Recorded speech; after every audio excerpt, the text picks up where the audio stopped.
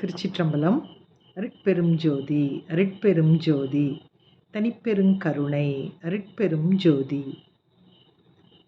எல்லா உயிர்களும் இன்புற்று வாழ்க. சிறந்த வித்வான் ஒருவர் இருந்தார். அவருக்கு அழகிய மகள் ஒருத்தி இருந்தாள்.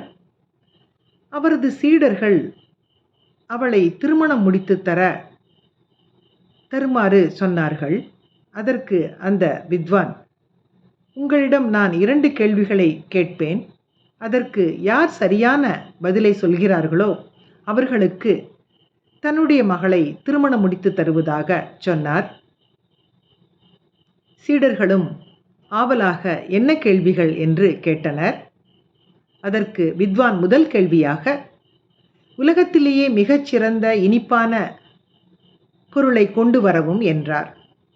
சீடர்கள் பலரும் பலவிதமான இனிப்பான பொருள்களை கொண்டு வந்து காட்டினர். அவற்றையெல்லாம் வித்வான் ஏற்றுக்கொள்ளவில்லை. கடைசியாக வந்த சீடன் ஒரு மரப்பெட்டியை அவரிடம் கொடுத்தான்.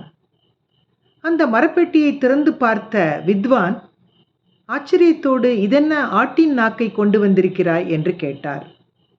மனிதனின் நாக்கிற்கு குறியீடாகத்தான் இந்த ஆட்டின் நாக்கை கொண்டு வந்துள்ளேன். நாக்குதான் உலகத்திலேயே மிகச்சிறந்த இனிப்பான பொருள் என்றான். நாக்கிலிருந்து பிறக்கக்கூடிய இனிமையான சொற்கள் துயரத்தில் இருப்பவர்களையும் மகிழ்ச்சியாக்கும், நோயிற்றிருப்பவர்களை குணமாக்கும். அதனால் உலகத்திலேயே மிகச்சிறந்த இனிமையான பொருள் நாக்கு என்றான். அவனது பதிலை கேட்ட வித்வான் மகிழ்ந்தார். இன்னொரு கேள்வி என்ன என்று சீடன் கேட்க, அதற்கு வித்வான், உலகத்திலேயே மிகவும் கசப்பான பொருள் எது என்றார். அதற்கும் இந்த மரப்பெட்டியையே சீடன் வித்வானிடம் கொடுத்தான்.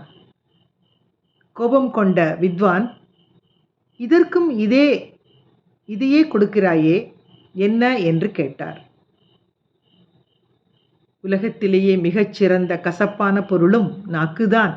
இந்த நாக்கிலிருந்து வரக்கூடிய தீய சொற்கள் மகிழ்ச்சியாக இருப்பவர்களையும் துயரம் கொள்ளச் செய்யும்,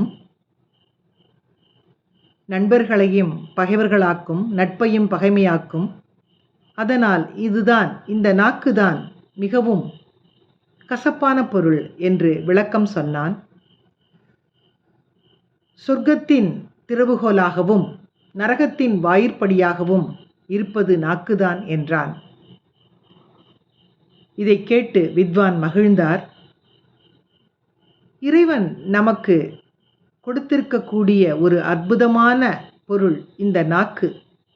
இந்த நாக்கினை நல்ல விதமாக நாம் பயன்படுத்தி வாழ்வோம் என்று சொல்லி, இதை இன்றைய சிந்தனையாக்கி மகிழ்வோடு காலை வணக்கம் சொல்வது அழகம்மை சுவாமிநாதன். Happy morning.